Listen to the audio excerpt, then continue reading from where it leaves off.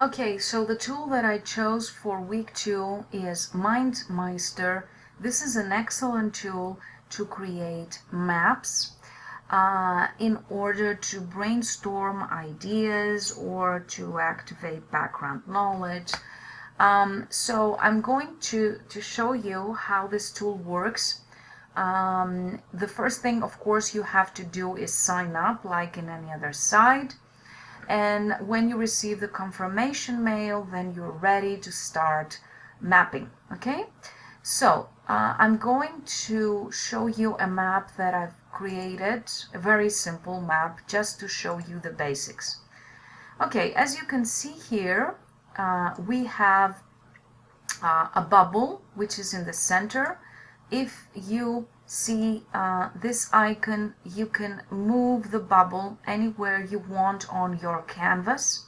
Okay, we want to leave it here at the center. If you want to bring it closer to you, you can click on this button here on your left. If you want to make it smaller and more centralized, you take it here. Okay, so our aim today is to see how to create these links. Okay, because this is the basic feature of MindMeister. This is the main thing you have to learn in order to use this tool. Okay, so this is very easy. As you can see here on the top bar, you click on the plus sign here and it immediately has created a bubble. Okay, so I want to write my first word, which is bear. Okay, here on your right you can see a menu bar which gives you the opportunity to alter the features of your map. Okay, so let's say that I don't like the text size and I want to make it smaller. You click on this button. If I want to make it bigger, you click on this button. If you want to make your letters bold, click on this, italic, this. So this is very easy, a basic. Okay, let's say that I want my bubble to have a different color. You can, for example, click this one.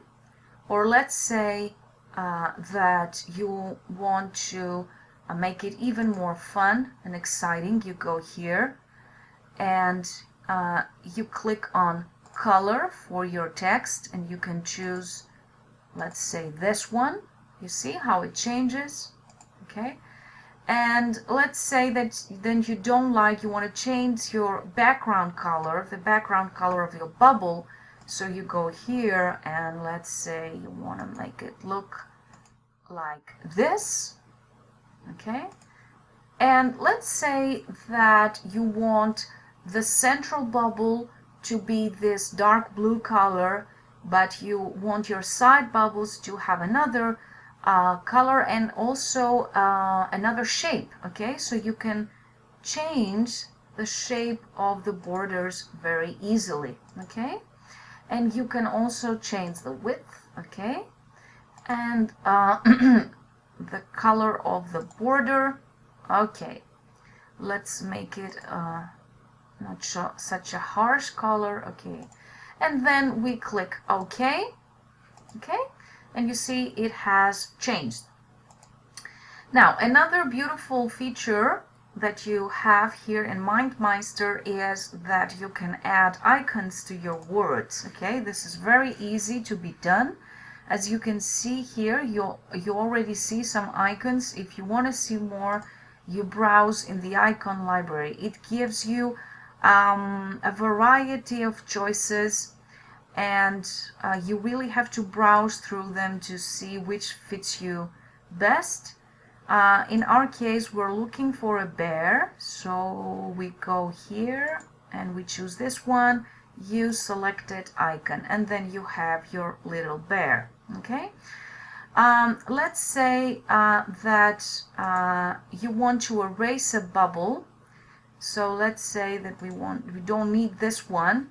So you go here in this circle and there it goes. Okay, Another very interesting and engaging feature is this one, as you can see. Okay, we click on it, and here we can add notes to our bubbles. Okay, this is a note. We can click on it. Okay, it's empty, but we can write something, let's say a comment that we want on a word or some extra information. In this case, we want to give some extra information about a turtle, that a turtle belongs to a family of reptiles. Okay, other features that you have here on the bottom right menu bar is comments. Here you have a thumbs down and a thumbs up.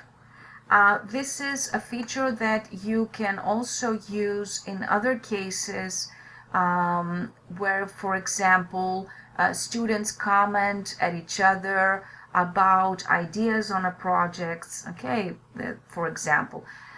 We also have the opportunity to add a link.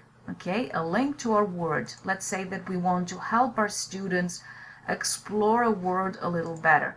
Okay, so here, if you click on advanced, you see it gives you the opportunity to choose from specific sites. It helps you. Okay, it simplifies the process because it relates the word that you've written to specific websites related to it. You see here bear, Wikipedia, define bear, what's a bear, bear definition, etc. Let's say that we wanted a dictionary definition, and we click OK, and this is the arrow. Okay, so you really have to explain students what this is. So if they click on the link, they go to the explanation of the word. Okay, so this is it's pretty interesting feature. You can also add files. You can drop files here, as it says. Local file, it uses Dropbox, Google Drive, and of course your computer. Okay, and here, as you can see, we have this tick. These are tasks. You can note here if your tasks are completed or not assigned, or give other information. These are the basic features of MindMeister, and another very alluring feature is that you can also this mind map that you've created, you can also give it to your students as a presentation. So you go here on the bottom bar and you click on Setup Presentation,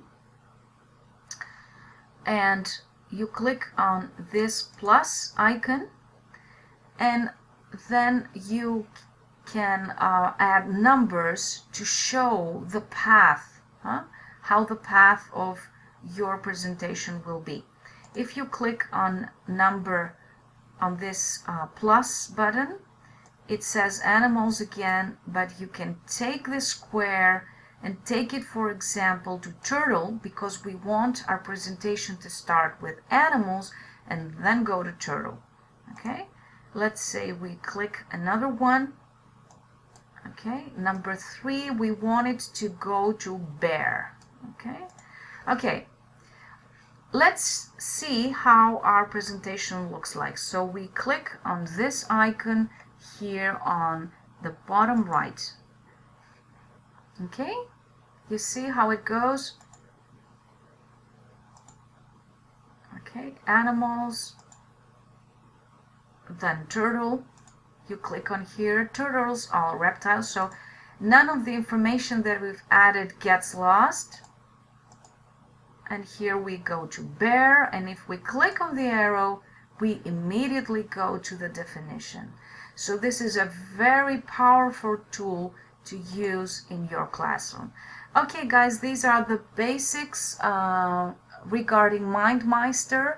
I found this a very user-friendly tool, and I really recommend it for classroom teaching. Thank you.